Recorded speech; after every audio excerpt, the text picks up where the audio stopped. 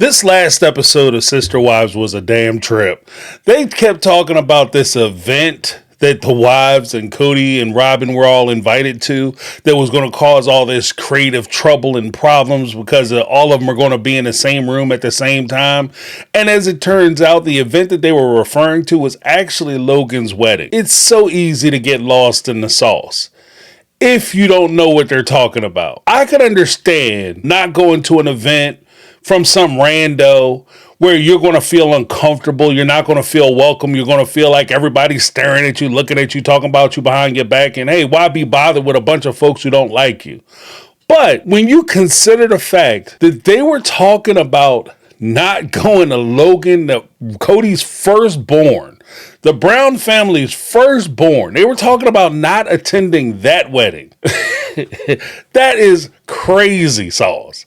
That shouldn't even have been a consideration that he wouldn't go to the wedding. I spoke with the bride and groom at one point and said, I think maybe I better not come. The reason I suggested I shouldn't go is just all the hate that I'm getting from family members. Mostly just all the talk from Christine and Janelle. We're all culpable in this. Ultimately, what that comes down to is Kody was looking for somebody to feel sorry for him. Don't you feel bad for me that these women left me based on how I treated them? Don't you feel bad for me? It kind of harkens to me that in every young man's journey, especially if he's involved with a complete nuclear family or he's involved with his father, there's a point in that young man's journey where he's going to realize that he could take his dad in basketball, football, maybe he exceeds him in education or he surpasses his professional skills or professional achievements and he's out there making more money or he has a better job, whatever the case may be.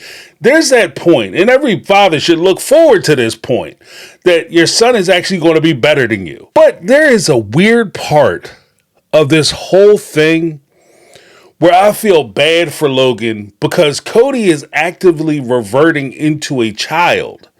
It's not that Kody set this super high standard and Logan was able to reach that high standard and surpass it. Cody's actually going backwards as everything is kind of falling apart. His family's coming apart. His wives are leaving him.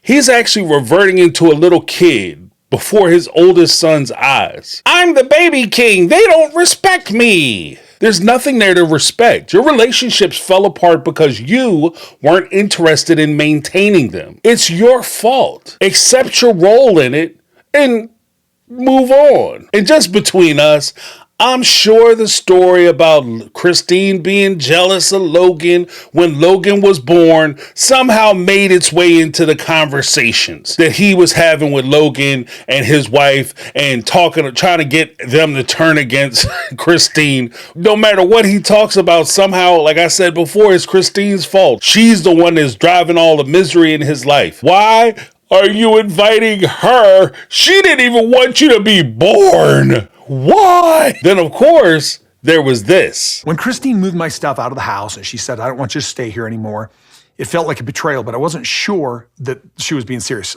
And I'm looking back now and feeling how stupid that was of me.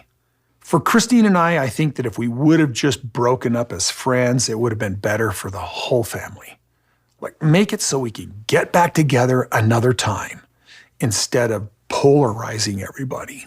Very good, Mr. Brown. You should have tried to break up as friends so at least at some point in the future you could have some kind of civil discourse, because anybody who's ever dealt with a family or been around a family or hell, people recognizes that at some point in the future you're going to have to deal with them. Especially if you share children with them. It's not like you guys are in high school and nobody has kids and you guys dated for a weekend and you decide you no longer want to see each other. At that point, it doesn't matter whether you talk or not, whether you pass them in homeroom and you take them to the prom or whatever the case may be. But you guys have kids together. So of course you're going to see them weddings, funerals, birthdays, holidays. You're going to have to figure it out. And because you didn't figure it out when you were with Christine and because of the way you broke up, now you're having trouble navigating the wild, wild world of co-parenting and being a part of your kids' lives when they want to be a part of the other party's lives as well. And from this case, I would say in this instance, Mary was the bad example. Why do I say that? He didn't see her as a person who was trying to work things out with him. Instead, he saw Mary as a burden who wouldn't go away. Somebody who he felt he could treat her any old kind of way. He could say whatever he wanted. He could do whatever he wanted. And she's still going to be right there contributing to the family, participating in the family, and just kind of sitting there with the beck and look, hoping that Kody will pay her some attention. But he gets to decide whether he will or he won't, what he can get from her, what he can't, and depending on what he can abscond from her or take from her, depends on the level of involvement that she will have with the family. When it came to Christine, he thought he was going to get the same type of relationship. Fortunately for Christine, unfortunately for him, that never happened. Like, I'm not going to sit here and pretend that Christine wasn't hurt and angry. That's just unrealistic. Yeah, she was probably pissed and she was mad and she was probably talking trash about him every chance she got. Like, I get that. It happens. That's what happens during the course of a breakup when you decide to leave somebody after 30 years. There might be some offensive, hard things said about you. That's just part of the situation. That's just human nature. There's a bunch of things that even as fans, we could talk about places where Christine would have hard feelings and hold it against Kody. However, she has presented herself on the show far better than Kody or Robyn. And most of that is just through the power of winning. When you're winning, yeah, you have the room to be the bigger person. There's also another tip here. This is a prime example as to why Madison has decided not to involve Kody in her kid's life. You can't go to her brother, your son's wedding, because you're so hurt and so angry and so bitter about what Christine and Janelle and Mary did and how it destroyed the family, and you can't get past it, then Madison is going to look justified in her decision to not involve you until you start to stable yourself out, until you figure things out and you figure out how to be civil, how to be in a room with people whom she's going to be involved with, not being angry and not flipping out and feeling the need to go through tirades about how they're terrible people. She's not going to involve her kids. Now, of course, Robyn, aka Cruella Downhill, gives her 2 cents and it goes just as badly. The person who's getting married specifically asked Kody and I to come. It's a little tense. I am a bit concerned about Saul and Ara getting sort of caught up in that. I don't want them to get hurt. The person getting married specifically asked us to come. Yes, that's called a wedding invitation. Everybody is specifically asked to come by the bride and groom. That's how you go to weddings. Like, I know that people watch TV and they get confused because things appear on TV or movies and they think that it's real. But let me tell you a little secret. The Wedding Crashers was just a movie. It's not real. If you show up to somebody's wedding and you're not invited, you will spend the night in jail. Or you'll be in the parking lot trying to explain to some very big and hefty men why you made a terrible mistake and why you won't do it again. Like, that's how that works. It's not a good look. Don't do that. Initially, I thought they were kind of using the kids as an excuse. I don't want to come to the wedding because what about Saul and Ari? Which I can't stand. If you're an adult, don't hide behind your children as to why you make decisions for yourself. You don't want to go, you don't want to go. It has nothing to do with your children. In my mind, I can't see a universe where Christine, Janelle, even Mary, Logan, or any one of the other siblings were going to come at Saul and Ari and start grilling them and start yelling at them and screaming at them because they just happen to live in the house with Kody and Robyn. I don't see that level of immaturity from any one of the other Brown members. Now, I could see Kody doing it, but I don't see anybody else doing it. But there is an issue where it strikes me that Kody and Robyn are still hiding the kids back from involvement with the family. This is something that Robyn's been doing since she came on the show. Back in season 2, where Christine said it broke her heart that Robyn wouldn't let her watch the kids. Robyn sat there, are you serious? Are you serious going to do this right now? Yeah, because you don't let me watch your kids. I love watching kids. You don't let me watch your kids. Well, I'd rather send them with the nanny because my cousin, my niece comes down and she's going to be a teacher. I didn't hear about the niece becoming a teacher. And apparently she spent the next 5-6 years studying to be a teacher. I don't know. Did she have a master's degree in teaching? Is that how that worked? I thought you had to actually go work at a school in order to get your certifications and stuff. Who knows? Maybe you could do homeschooling or something. I don't know. There is a point where I think that they may have been afraid that the negative seeds that they planted in Saul and Ari were going to bloom and blossom during the course of the wedding. You can't sit around your house and talk bad and negative about a group of people and think that your kids aren't going to go in the street and repeat everything that they heard at home around the kitchen table. These kids were going to go there and they were going to tell on you. They were going to ask Logan and Maddie how come they betrayed their father and how they going to turn their back on their daddy. They're going to ask Janelle and Christine how you going to leave daddy because you should have been there with daddy and you should have went on more dates. Like, these are things that we've already seen. So I can only imagine what Kody is back there at the house saying, brothers and sisters. Another point that was brought up that I think is an excellent point. Robyn complains, or at least had complained, that Ari and Saul don't know who their brothers and sisters are. They don't know who their brothers and sisters are, but yet and still, they know Christine enough to know that they don't like Christine. Make it make sense. And again, I think like Kody, Robyn is using, or I should say, Cruella Downhill, is using this entire experience as a way for everybody to feel sorry for her because they find strength in the pity party. The descriptions of the wedding, even though this should be a happy, joyful experience, it sounds kind of sad, especially with the descriptions by the adults. Imagine if you're Logan. You watch 3 of your younger sisters get married. Everybody is excited. Everybody wants to be involved. Everybody wants to participate. Your wedding? You have to beg people to come because they're afraid of how other people going to see them. It is especially sad because when we think back to Logan, he was responsible for watching his kids, and partially he's credited with helping to raise his younger siblings. Now he's put in a situation where he actually has to try to raise his parents because they can't get along. If you guys can't get along, I'm going to have to come back there and separate you. Don't make me turn this car around. Like, as a child, that's not on him to try to raise them. They should be able to find the strength in themselves to be able to deal with one another. Robyn and I were put over kind of in a corner, probably for our safety. We were kept just in the back. And Robyn's saying, this is just not right. That this family isn't together, that we're not one family. Now, my initial thought on this was Kody and Robyn weren't Logan's guests. They were the guests of the bride because she probably looked at her husband, her now husband, and thought to herself, if we don't invite them, you're going to spend the rest of your life regretting the fact that you could have had your dad and Robyn there, but you decided not to because of the foolishness going on in the family. That was my initial thought.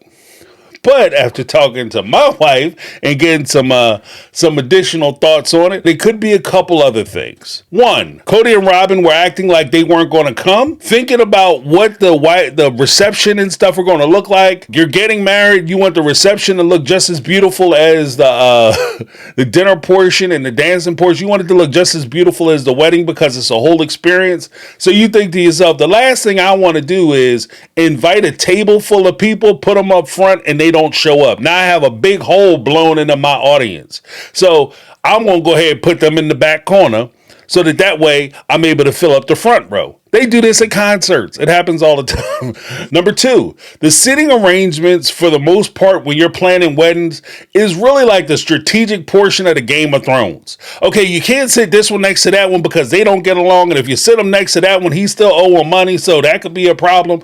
So there's a lot of things that are going on, especially when it comes to you trying to figure out how you're going to set the reception area up and who you're going to sit next to who. And here's a weird note.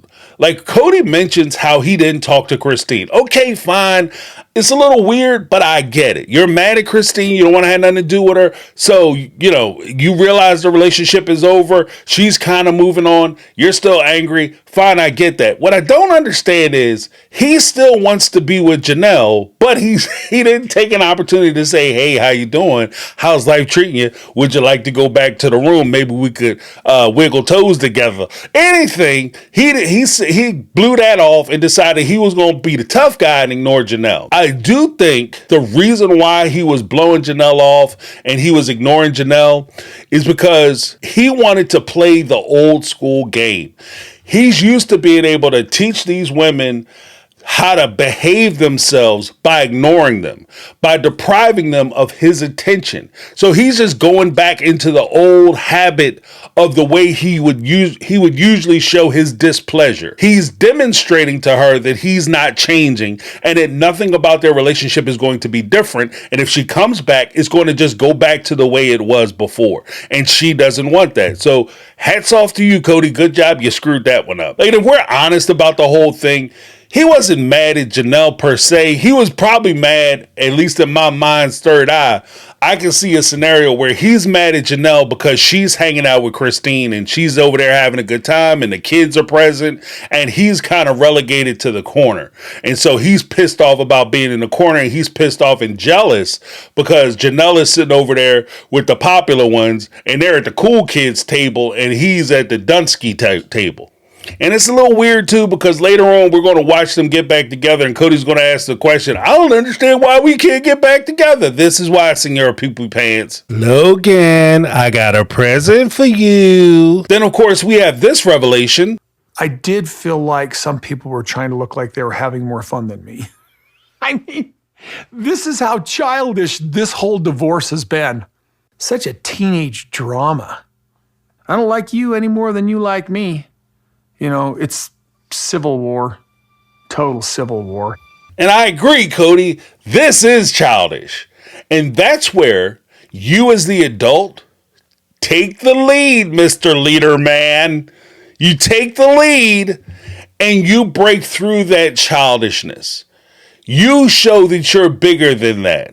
You go up, you have a good time, you show them that there's no hard feelings, you get past your situation because you recognize that they no longer want to be a part of your situation, but that doesn't mean that you guys can't enjoy the environment that was laid out by your son because you're celebrating him and his new bride. And it's weird that he would even say that like it's some kind of funnel meter in the middle of the floor, and they detect on the levels of fun that each person is having. Then all of a sudden, whoop, whoop, the fun police come out because, you've exceeded your levels of fun, Mr. Man, trying to show off for Kody. Like that's that level of detachment from reality is insane to me. And it doesn't even strike Kody that maybe they were having more fun than him because they actually enjoy being around each other. So of course they're having more fun than you, the guy who's sitting there feeling self-conscious because you recognize half the people at the party don't like you. So yeah, they're probably going to have more fun than you, and it's not a stretch that would happen. Why don't they like me? An easy reason as to why they might not like you, the wives and the kids included, is because none of them are accused of stealing from 3/5 of their wives, which just so happen to be their parents. Yeah, people might not care for you. And I know this was hard for Kody because the Brown family, if you think about it, was an enormous group. When they descended on an event or a function, they arrived in force, especially outside of polygamous communities. Like if they in like Las Vegas or somewhere else, some other rando community, even a Mormon community, they don't have 18, 20 kids on average. So him showing up, the wives and the kids and everybody in full force, he had a whole armada showing up to these parties. Like they could take a party over with Kody right in the middle. And all the kids, all the wives vying for his attention, begging to be a part of his good time and find favor with him and to make sure that he likes them, because that way he might come over and spend more time with the wives or the kids. So he was getting all that attention, even in the middle of a party. And he was the most popular guy in the party because he brought the party with him. And this also is an offshoot towards Robyn, because I think that's what Robyn misses as well. She misses being with that guy. The guy who is the leader of the pack, the guy who is in charge of the party, the guy who is the big man on campus. For once in Robyn's life, probably, she was the at the cool kids table. She was a part of the big force of people that arrived with her own clique, her own group. But now she's back to where she was probably in high school, where she's on the outside again. and she doesn't like it. And here's another thing. Why was he mad? Why was Kody so angry? Why was he so depressive? He was having such a good time that people had to pretend to have more fun than him. Why wasn't he sitting there beaming and excited and overjoyed about his experience at this wedding? I think it's quite simple. Because in my mind's eye, in my mind, they were probably doing what they've always done. The Brown family mosh pit. Oops, or is that the Woolley family mosh pit now? Now, I get it. Like, Kody wants to be involved with the mosh pit. He talked about when Christine got married, how much he missed the Brown family mosh pit, how he wanted to be in the middle of the family and rocking and rolling. The whole thing is that the last thing you ever want to do is get into a mosh pit with a bunch of people who don't like you. That is El Stupido. Okay, that's a stupid.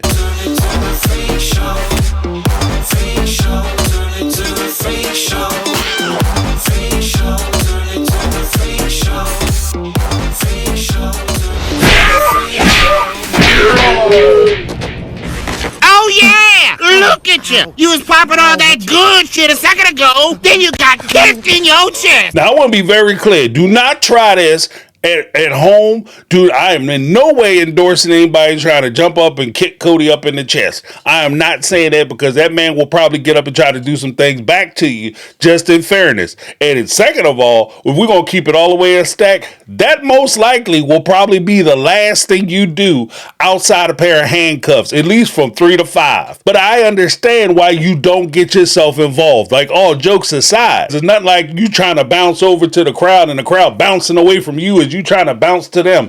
Like, you know what I mean? You chasing people, trying to bounce into them and jump with them. I ain't trying to jump with you. You come in there and try to jump with them and they walk off. Like, that hurts your feelings. Now, my biggest takeaway from this episode was to not allow negative experiences to take away from the prospect of positive ones. Kody finds himself in a situation where he's so busy being mad at Christine that he destroys any prospect that he has of getting back with Janelle. Being able to grow past his hurt and his pain with that experience to experience a new relationship and a new experience with Janelle so that he could continue his life with her. In addition to him not being able to experience that with Janelle, his anger, his frustration, and his hurt is starting to bleed over to his children. So now he's in a situation where he's going to lose the opportunity to experience life with them. And by losing that opportunity where you can't experience life with your children, you're also going to lose the opportunity to be connected to your grandkids. So he's missing out on all kinds of positive experiences because he's so busy holding on to this negative one. There's a lot of room for Kody to be able to find forgiveness, not just for Christine. If you're mad at Christine because she left the family in an uneventful way, or she left the family in a big, I'm out of here, sucker, then forgive her. You don't forgive her for her, you forgive her for you. Forgive Janelle and everything that she was saying during COVID. Don't forgive her, forgive her for you. Forgive your kids. Again, not for them, but for you. So that way you can continue to have a productive relationship and you can continue to be involved with not only their lives, but their kids' lives. Let me know what you guys think down below. This is a short sampling of what I think. I want to hear what you have to say. Don't forget to subscribe to the channel, ring the bell for notifications, give me that thumbs up so that way they drop more stuff into your box from me. That's my take. I'm James. This has been My Take on Reality, and I'm out.